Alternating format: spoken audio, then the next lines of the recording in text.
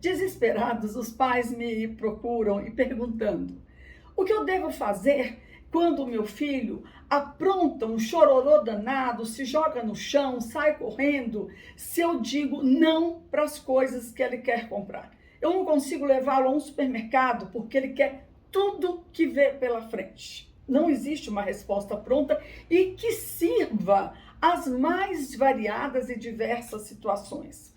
Para que os pais consigam construir esse saber de como agir diante de cada situação determinada, eles precisam conhecer como é que essa criança que está hoje aqui, de frente deles, a ideia simbólica dessa criança, como é que ela foi construída, como ela evoluiu ao longo dos séculos, desde a Idade Média, passando pela Idade Moderna e hoje chegando na Idade Contemporânea, para uns sociedade líquida, para outros ou pós-moderna. Esse é o assunto do vídeo que eu trago hoje. Fiquem comigo, assistam o vídeo.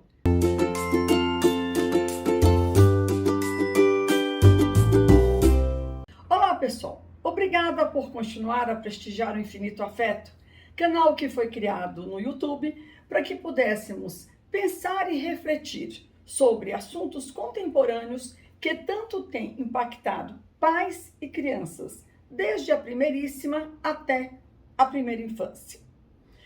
Para que possamos lidar com mais propriedade com as crianças contemporâneas, ou seja, as crianças de hoje, é preciso entender o que aconteceu e como ocorreu o desenvolvimento da criança e do conceito da infância, que até a Idade Moderna, século XVIII, não existia. Principalmente, é preciso que conheçamos a criança antes e depois de Freud. Isso porque a criança ou o infantil de que fala a psicanálise não se define por critérios cronológicos, ou seja, pela idade, mas refere-se a um elemento da estrutura psíquica do sujeito que, embora seja constituído na infância, permanece atuando na vida adulta. No século XII, as crianças eram cuidadas não por suas mães biológicas, mas por outras famílias, as chamadas famílias criadeiras, pelas amas de leite ou mães mercenárias, que recebiam dinheiro para cuidar das crianças. Um cuidado bem entre aspas. Não se desenvolvia vínculos afetivos, porque, em razão da precariedade das condições de higiene, a maioria das crianças morria muito cedo e rapidamente vinham a ser substituídas. Eram absolutamente descartáveis, portanto, e quando indesejadas, eram deixadas à míngua nos becos das cidades para que morressem de frio, fome ou sede. Além disso, as crianças eram consideradas adultos imperfeitos.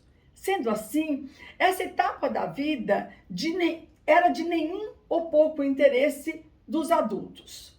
No século XIII, portanto, 100 anos depois, pensava-se que o modo e os sentimentos que a criança tinha eram anteriores à razão e aos bons costumes. Diante disso, cabia aos adultos desenvolver naquelas que conseguiam sobreviver às doenças e aos maus tratos o caráter e a razão. No lugar de procurar entender e aceitar a singularidade das crianças e as diferenças e semelhanças do seu pensamento, pensavam-se nelas como páginas em branco, ou seja, uma tábula rasa a ser preenchida para prepará-las para a idade adulta. Até o século XV, na chamada Idade Média, ou Idade das Trevas, sequer as crianças tinham qualquer reconhecimento. Mesmo aquelas que conseguiam superar as dificuldades dos primeiros anos, não possuíam uma identidade que fosse delas, uma identidade própria, só vindo a obtê-la quando se conseguissem desempenhar algum trabalho, alguma função semelhante àqueles realizados pelos adultos. Não havia nenhuma diferença entre adultos e crianças. Elas eram vistas como adulto em miniatura e, por isso, trabalhavam nos mesmos locais, usavam os mesmos tipos de roupas e eram tratadas da mesma forma que o adulto, sendo obrigadas a aprender os serviços do dia a dia para que se tornassem bons serviçais. Mesmo 200 anos depois, no século 17, período do Renascimento, o espaço físico que era destinado às escolas era na igreja, nos mercados ou nas praças. O embrião do processo de escolarização teve seu início em meados do século 17. E, nesse processo, as crianças passaram a ser separadas dos adultos em um processo denominado de quarentena. Foram as descobertas sobre as práticas de higiene e a vacinação que aumentaram a expectativa de vida e o conceito sobre a criança e a infância tomou outro lugar, em razão da igreja. Passou a associar a imagem da criança à inocência e à pureza. A partir daí, contrariando a indiferença de antes, a necessidade de amar e educar as crianças, incluindo aí a sua formação moral, foi instituída.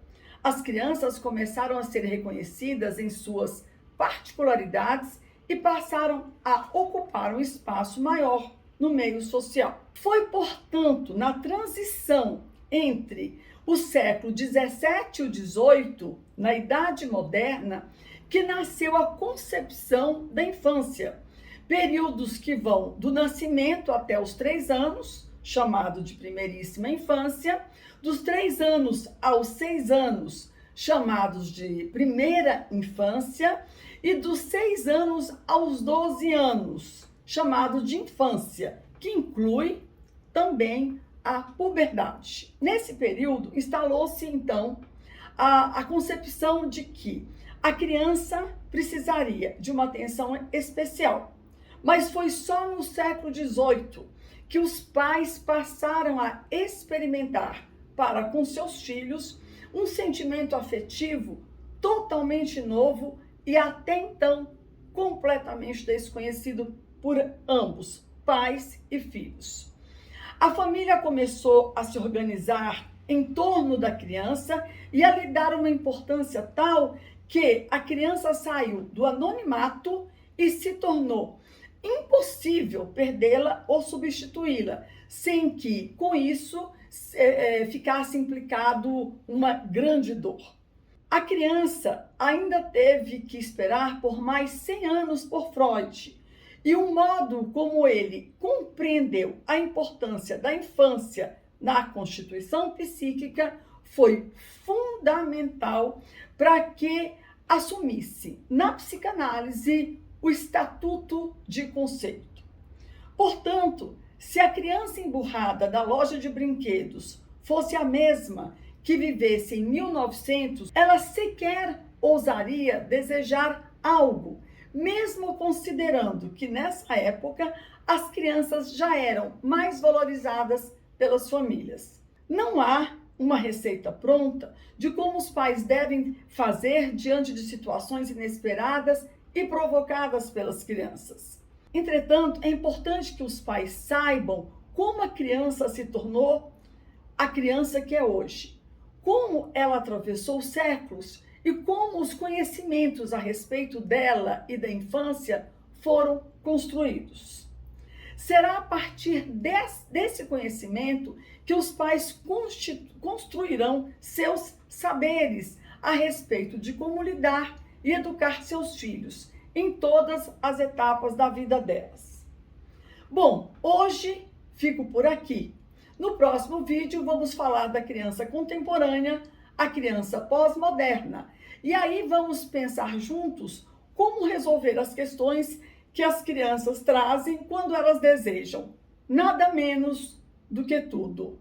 A criança contemporânea, segundo Freud, escapa ao controle da educação e por que não dizer, às vezes, escapa também do controle dos pais.